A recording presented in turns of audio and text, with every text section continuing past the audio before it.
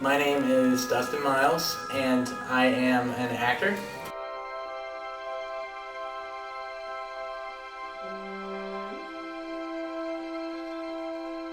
Dustin Miles was many things to many people. Many different things. Colleague or co-star, sibling or son, partner or lover, friend or brother. Dustin never seemed short on friends, but no matter how many friends he found throughout his entire life, you could guarantee that he would be as much a friend to you as you were to him, even more so. He'd be a friend to those who have known him his entire life, and to those who've only met him that one time. He was by no means perfect, and he'd be the first to admit that. But neither are we, as much as we struggle to admit that. Maybe that's why he seems so easy to connect with. A very human being.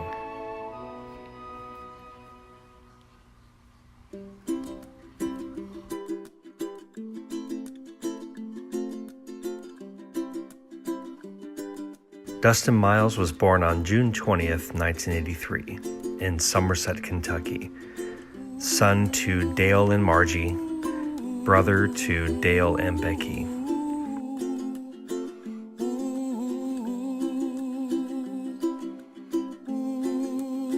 He was by all accounts a very precocious, independent child. No matter how much he loved his papa and mama, he always wanted to try his best to do things his own way. By himself, he could do it. Whatever he set his mind to, he could get. And the dreams that you dream of once in a lullaby,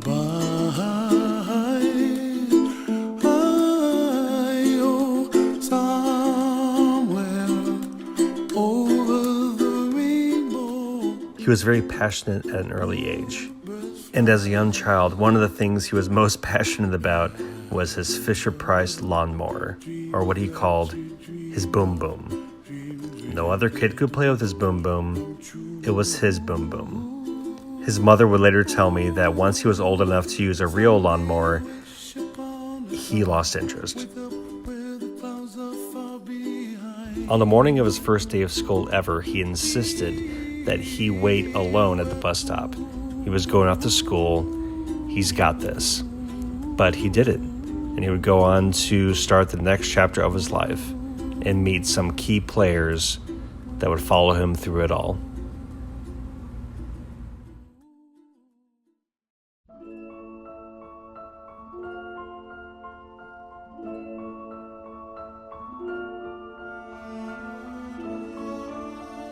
After attending kindergarten at Marthasville Elementary, he attended St. Vincent dePaul School in Dutzow, Missouri.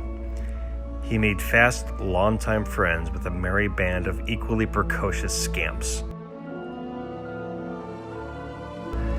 Among these were Michael Arnette, Tom Long, and this guy. They were the beginnings of friendships that would last decades, and, as we would later find out, our entire lives. They would play like the quintessential 80s kids, each taking on their roles of their favorite TV shows and movies. Teenage Mutant Ninja Turtles, of which Dustin would play Raphael, because of course he would. Ghostbusters, playing Ray Stantz, the heart of the Ghostbusters. Makes sense. And last but not least, boldly going where no one had gone before, playing Star Trek.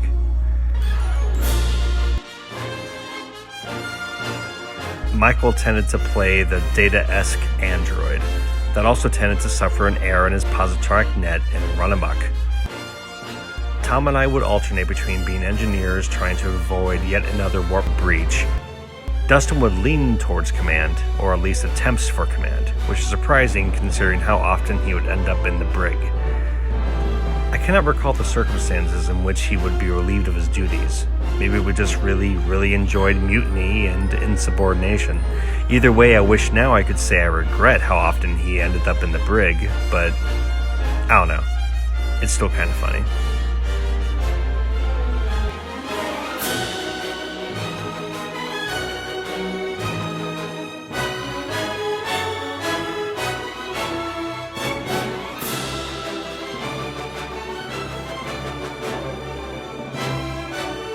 Ultimately, the way we hung out and played was prescient.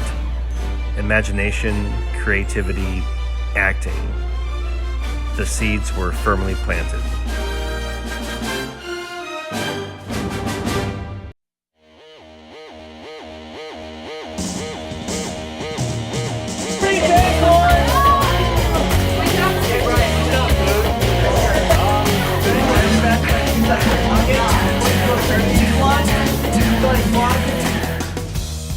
If grade school was when Dustin started making friends and forming bonds, high school was when he exploded.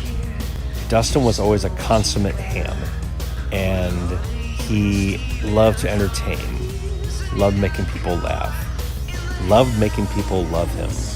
And ultimately, when the video production class wanted to spruce up the morning announcements, he finally had his first audience.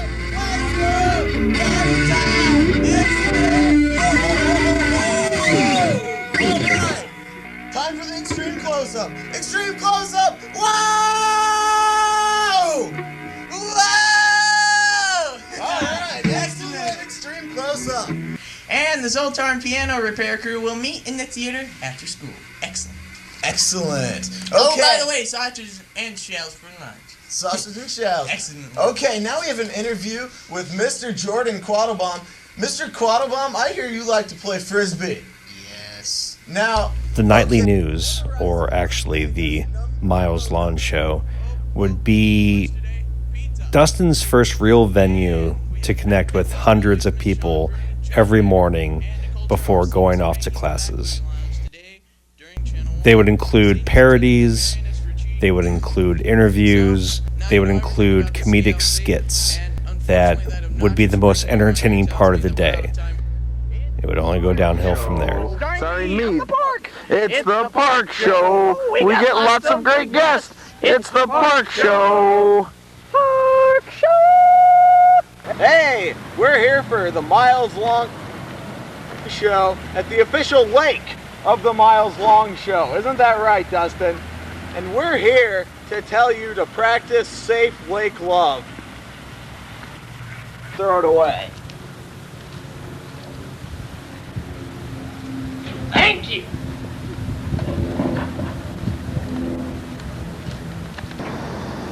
You know, there's just so many things to do while you're at the park. Like, for example, sitting peacefully on a bench.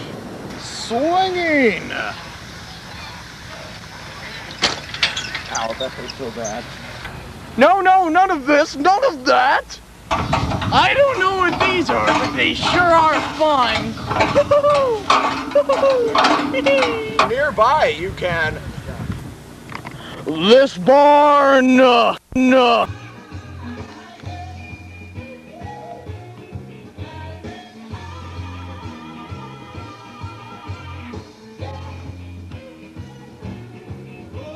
But as much as Dustin thoroughly enjoyed being the entertainer or having his comedic skits, he thoroughly enjoyed the stage.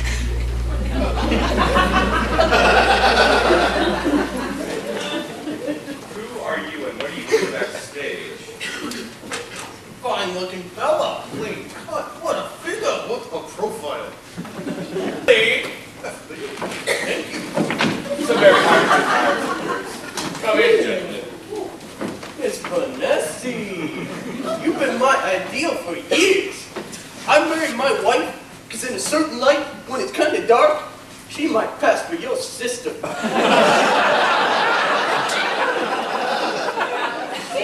Your voice has been an inspiration to me in my wake. What a trooper. What a personality.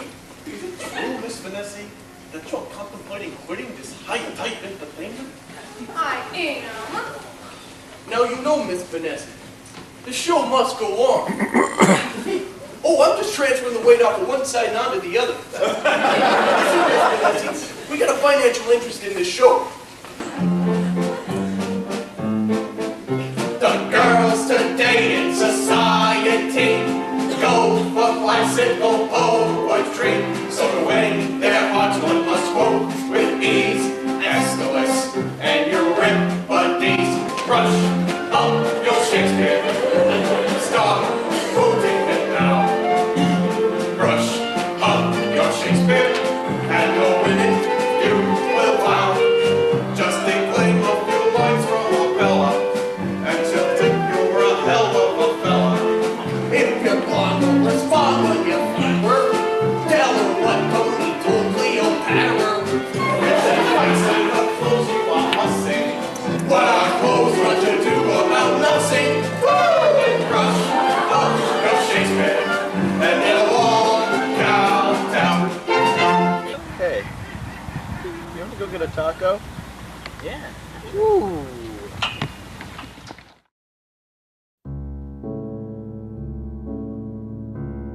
My name is Dustin Miles, and I am an actor. I'm a Gemini.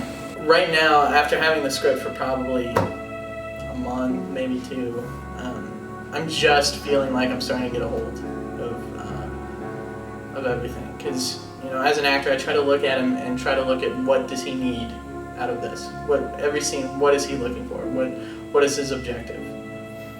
And with someone like Richards, who I think knew exactly what he needed, knew exactly what he wanted, and then from what he experienced, had all those things changed and just had them all shattered.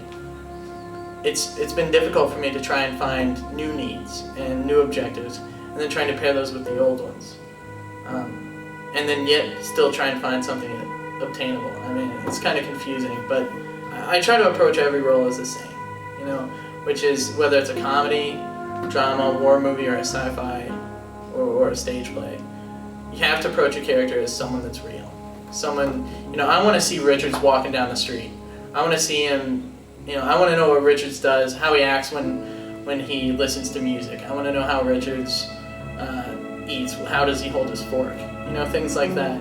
And whatever situation he's in is one thing, you know, that changes his reactions to things. But he stays the same the whole way through. So for me, my job's still the same as it is any other time. And that's just to create a real person. And then, you know, whether it be a war, whether it be whatever, just have him react appropriately. Specifically for my character, to know what he would go through and what caused him to reach the breaking point. I've never done so much research for a role ever. I want to be as prepared as I can, and I'm going to take away from this, hopefully, you know, a great experience, but more importantly, a learning experience where I feel like I outdid myself. You know, I want to put something on there that's unlike anything I've ever done. You know, I'm trying new things as far as technique that I've never done, and I want to surprise myself. I want to be able to watch the film and sit back and go, I did that? You know, that's incredible. And hopefully have other people that see it think the same way. I mean, probably won't. That's how you act. Alright, I guess we'll start rolling now. No, I'm kidding. What?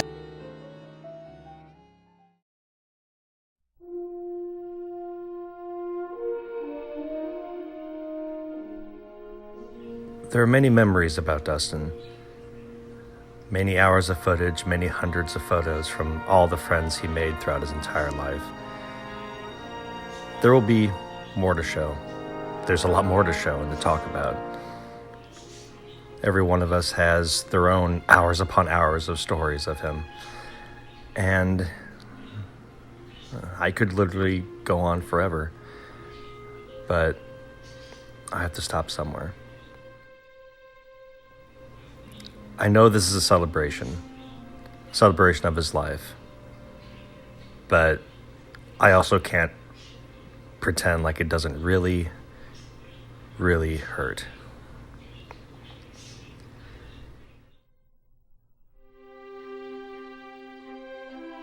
I sometimes have to remind myself that he's gone. That Dustin Miles is dead. It sucks.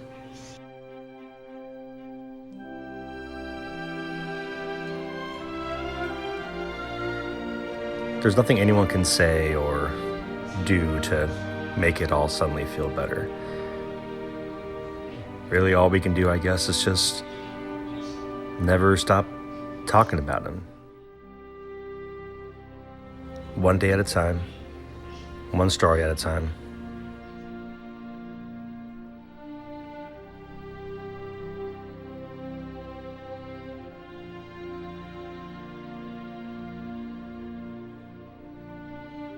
I hate the fact that there will be no new stories about Dustin Miles. But luckily, there are plenty of stories to go around.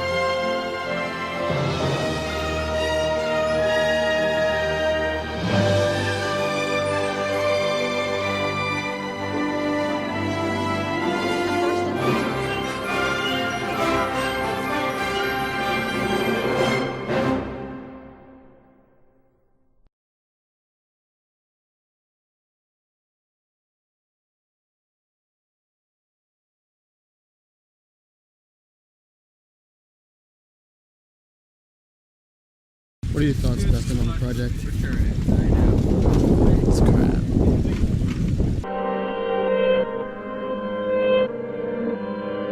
They're a bunch of unprofessionals. It's like Brian went into the gutters and into the sewers and was like, "Hey, I'm making a movie. I'll pay you in blow." And all these people just kind of crawled up. I don't even think most people know what's going on. We put his camera up, and I saw one guy. He walked up to it and he started petting it. You know, even the DP, Justin Talley, he's faking it. And he doesn't know crap. I'm surprised that you even are holding that, right? Is this even on? Do you even know where the button is? I'm about to walk. But other than all that, you know, it's going great. I'm basically doing it because I'm in a blood debt to Brian. He actually saved my life a few years back. I had my foot caught under a tractor. Brian pulled it out before I lost all 5 toes. So here's another one of the talentless hacks that he rounded up. Did he promise to pay you in blow, or what's the deal here? How did he get you on this? He can't even say. That's the kind of shady dealings we have going on here. He can't even speak of it. Boy, what are all these tire tracks from? I don't know. It's from you crap filmmaker. Again, the worst the world has to offer. What we're doing here is we're busting open a big ring. I'm doing this for the cops.